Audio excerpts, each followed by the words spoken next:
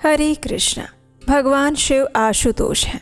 वे अपने भक्त के हृदय की निर्मलता को देखते हैं, उसकी गंभीरता को देखते हैं और उसके मन की निश्चलता को देखते हैं। और ऐसे शुद्ध मन से, शुद्ध भाव से जो भी भक्त उनकी पूजा आराधना या अर्चना करते हैं, उनके ऊपर वे शीघ्र ही प्रसन्न हो जाते हैं और इसीलिए उन्हें आशुतोष कहा जाता है। भगवान आशुतोष को प्रसन्न करने वाला महत्वपूर्ण व्रत यानी कि महाशिवरात्रि बस कुछ ही दिनों में आने वाला है। और इसी उपलक्ष्य में इस समय फाल्गुन मास की प्रातःकाल वेला में हम भगवान शिव से जुड़ी हुई इन सुंदर पौराणिक कथाओं का श्रवण कर रहे हैं। इन कथा रूपी बूंदों के सिंचन द्वारा हमारी भक्ति को पोषण प्राप्त हो रहा है और इसी उद्देश्य से इस समय हम फाल्गुन मास की कथा श्रृंखला का प्रतिदिन प्रातः काल में श्रवण कर रहे हैं। तो चलिए इस कथा यात्रा को आगे बढ़ाते हैं और सुनते हैं आज की फाल्गुन मास कथा। आज की कथा आरंभ करते हैं। देवी सती की कथा के विषय में बताते हुए ऋषि लोमश ने कथा करना आरंभ किया। दाक्षायणी सती उस स्थान पर गई जहाँ वो महान प्रकाशवान यज्ञ हो रहा था। नाना प्रकार के आश्चर्यमय कौतूहल से परिपूर्ण पिता के उस भवन को देखकर सती देवी द्वार पर ही ठहर गई। परम सौभाग्यवान नंदी की पीठ से उतरकर इधर उधर दृष्टि डालने लगी। उन्होंने माता पिता, सुहृद, संबंधी और बंधु बांधवों को देखा। माता पिता को मस्तक झुकाकर वे बड़ी प्रसन्न हुई। फिर अपने अभिमत प्रस्ताव के अनुरूप वचन कहने लगी। हे पिताजी, जिनसे ये संपूर्ण चराचर जगत पवित्र होता है, उन परम कल्याणमय भगवान शंकर को आपने क्यों नहीं बुलाया? फिर उसने ऋषियों को संबोधित करते हुए कहा, हे भृगु जी, क्या आप भगवान शिव को नहीं जानते? हे महामते कश्यप, क्या आप भी महादेव जी से अपरिचित हैं? अत्रि, वशिष्ठ और कण्व जी, क्या आप भी महेश्वर की महिमा नहीं जानते? देवराज इंद्र, इस समय आपका क्या कर्तव्य है? हे भगवान विष्णु, आप तो परमेश्वर महादेव जी को अच्छे से जानते हैं। हे ब्रह्मा जी, क्या आपको महादेव जी के पराक्रम का ज्ञान नहीं है? सती की ऐसी बातें सुनकर दक्ष प्रजापति अत्यंत क्रोधित हो गए और उन्होंने कहा, हे भद्रे, तुम्हारे बहुत बातें बनाने से क्या लाभ होगा? इस समय यहाँ तुम्हारी कोई आवश्यकता नहीं है। रुको या फिर चली जाओ। तुम यहाँ आई ही किस लिए हो? तुम्हारा पति जो शिव कहलाता है वो अमंगल का मूर्तिमान स्वरूप है, कुलीन भी नहीं है। वो वेदों से तो वैसे भी बहिष्कृत कर दिया गया है उसे। वो तो भूत प्रेत और पिशाचों का राजा है, राजा। और इसीलिए इस यज्ञ के लिए उसको आमंत्रित नहीं किया गया है। विश्व वंदिता सती अपने पिता को शिव की निंदा में संलग्न देखकर अत्यंत क्रोध में भर जाती हैं और सोचने लगती हैं, जो महादेव जी की निंदा करता है और जो उनकी निंदा होती देखकर चुपचाप सुनता है, वो दोनों नर्क में जाते हैं और जब तक सूर्य चंद्रमा की स्थिति है तब तक उस नर्क में ही पड़े रहते हैं। अतः अब मैं इस देह को त्याग दूंगी, अग्नि में प्रवेश कर जाऊंगी। इस प्रकार विचार करती हुई सती शिव, रुद्र आदि नामों का उच्चारण करने लगी और अग्नि में प्रवेश कर गई। ये देखकर उनके साथ आए हुए समस्त शिवगण हाहाकार करने लगे। ऋषि, इंद्र आदि देवता, मरुदगण, विश्वदेव, अश्विनी कुमार और संपूर्ण लोकपाल अवाक रह गए। दक्ष यज्ञ में सम्मिलित हुए सभी ऋषि मुनि इस घटना से भयभीत हो उठे और इसी बीच में महात्मा नारद मुनि ने महादेव जी के पास जाकर दक्ष की सारी करतूतें कह सुनाई। ये सुनकर भयंकर पराक्रम प्रकट करने वाले परम क्रोधवान जगदीश्वर भगवान रुद्र अत्यंत क्रोधित हो गए।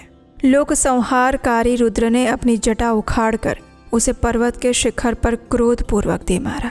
जटा उखाड़ने से महायशस्वी वीरभद्र प्रकट हुए। साथ ही करोड़ों भूतों से घिरी हुई कालिका भी प्राकट्य हुआ।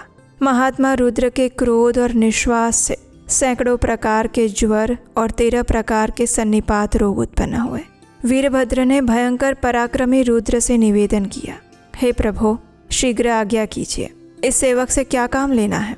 तब भगवान रुद्र ने आज्ञा देते हुए कहा, महाबाहुवीर, शीघ्र जाओ और दक्ष यज्ञ का विनाश करके आओ। देवाधिदेव शूलपाणी महादेव जी की ये आज्ञा को शिरोधार्य करके महातेजस्वी वीरभद्र समस्त भूतों से घिरे हुए दक्ष यज्ञ की ओर चल दिए। उनके साथ कालिका देवी भी थी। उसी समय दक्ष के यहाँ सहसा अपशकुन प्रकट होने लगे। धूल और कंकड़ों से भरी हुई रुक्ष वायु बहने लगी। मेघ रक्त की वर्षा करने लगे। सभी दिशाओं में अंधकार छा गया। पृथ्वी पर सहस्त्रशः उल्कापात होने लगे और इस प्रकार के अनिष्ट सूचक उत्पात वहाँ देवता आदि को दिखाई देने लगे। दक्ष को भी बड़ा भय होने लगा। फिर वो भगवान विष्णु की शरण में जाते हैं और विनय पूर्वक कहते हैं, हे महाविष्णु, आप हमारे परम गुरु हैं, रक्षा कीजिए, रक्षा कीजिए। हे सुरश्रेष्ठ, आप ही यज्ञ हैं, इस महान भय से मुझे मुक्त कीजिए। दक्ष के इस प्रकार प्रार्थना करने पर भगवान मधुसूदन ने कहा, ब्राह्मण, इसमें कोई संदेह नहीं है कि मुझे तुम्हारी रक्षा करनी चाहिए, लेकिन तुमने धर्म को जानते हुए भी महेश्वर की अवहेलना की है। महेश्वर की अवज्ञा से तुम्हारा सब कुछ निष्फल हो जाएगा। जहाँ अपूज्य व्यक्तियों का पूजन हो और पूजनीय महात्मा का पूजन ना किया जाए, वहाँ 3 संकट अवश्य ही प्राप्त होते हैं, और वो है दुर्भिक्ष, मृत्यु और भय। इसलिए सब प्रकार से यत्न करके तुम्हें भगवान शंकर को मनाना चाहिए। तुम्हारे यज्ञ में महेश्वर का सम्मान नहीं किया गया है और इसी कारण से ये महान भय उपस्थित हुआ है।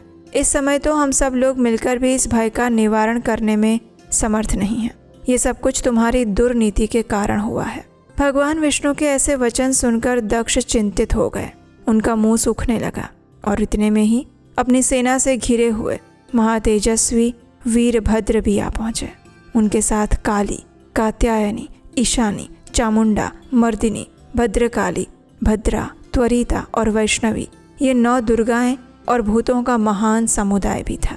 शाकिनी, डाकिनी, भूत, प्रमथ, गुह्यक, कुष्मांड, करपट, वटुक, ब्रह्म राक्षस, भैरव, क्षत्रपाल, राक्षस, यक्ष, विनायक और 64 योगिनियों का मंडल, ये सब कुछ उस महान प्रकाशमय यज्ञ मंडप में अचानक प्रकट हो गए। भगवान शंकर के उन पार्षदों ने देवताओं के साथ युद्ध आरंभ किया। लोकपालों के साथ देवताओं ने भी शिव गणों पर अस्त्र शस्त्रों से प्रहार किया।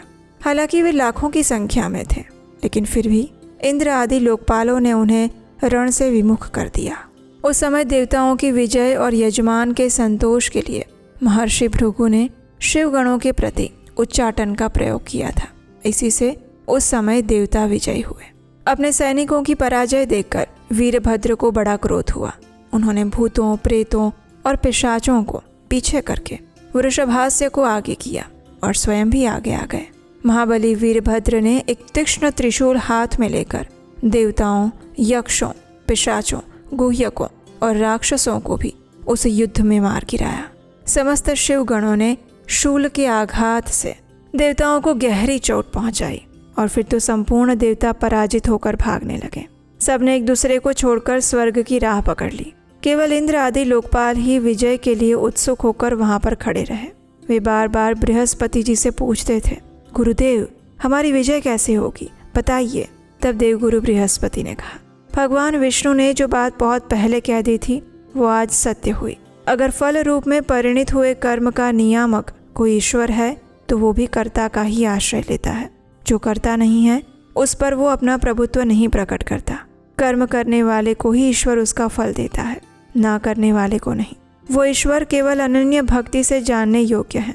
परम शांति और संतोष से ही भगवान सदाशिव के स्वरूप को जाना जा सकता है। उन्हीं से ये संपूर्ण सुख दुखात्मक जगत जन्म और जीवन धारण करता है और इसलिए इस समय तुम्हारी विजय का कोई उपाय नहीं दिखाई दे रहा। हे इंद्र, तुम मूर्खता और लोलुपता के वश होकर इन लोकपालों के साथ यहाँ आ गए हो। बताओ तो इस समय क्या करोगे? ये परम शोभायमान गण भगवान शिव के किंकर हैं, वे ही इनके सहायक हैं और ये महाभाग कुपित होने पर जब संहार आरंभ करते हैं तब किसी को नहीं छोड़ते।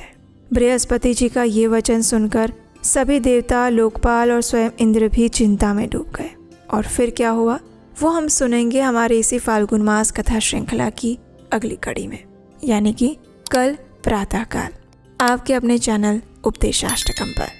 हरे कृष्ण।